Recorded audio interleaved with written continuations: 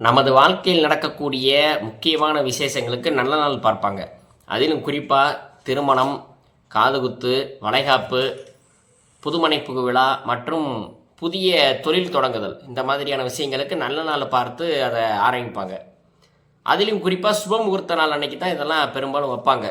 அந்த சுப முகூர்த்த நாள்லையும் கூட தேய்பிறை வளர்பிறை என்று 2 சுப முகூர்த்த நாட்கள் இருக்கிறது. இதில் நிறைய பேருக்கு என்னென்னா, அவங்க மனதளவிலேயே வளர்பிறையில் வச்சாதான் நமக்கு வாழ்க்கை நல்லா இருக்கும் அப்படின்னு நினைக்கிறாங்க. ஒரு சிலர் தேய்பிறை வச்சோம்னா அது தேஞ்சுக்கிட்டே போயிடும், அது சரியில்லை அப்படின்னு நினைக்கிறாங்க. இப்போ என்னென்னா, வளர்பிறை தேய்பிறை என்பதில் எந்தவித பிரச்சனையும் இல்லை, எல்லா நாட்களுமே நல்ல நாட்கள் தான். அப்போ ஒரு சில ராசிக்காரர்களுக்கு வளர்பிறை நல்லாயிருக்கும், ஒரு சில ராசிக்காரர்களுக்கு தேய்பிறை நல்லாயிருக்கும். இதை நம்ம தெரிஞ்சு வச்சுக்கிட்டோம்னாலே போதும், நம்ம எந்த குழப்பமும் இல்லாமல் நம்முடைய சுப நிகழ்ச்சிகளை நடத்தி கொள்ளலாம்.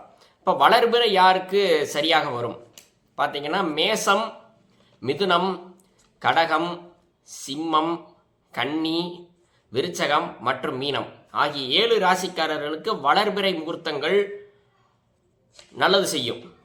அதே மாதிரி பார்த்தீங்கன்னா, ரிஷபம், துலாம், தனுசு, மகரம், கும்பம் ஆகிய 5 ராசிகளுக்கு தேய்பிறை முகூர்த்தங்கள் நல்லாக இருக்கும்.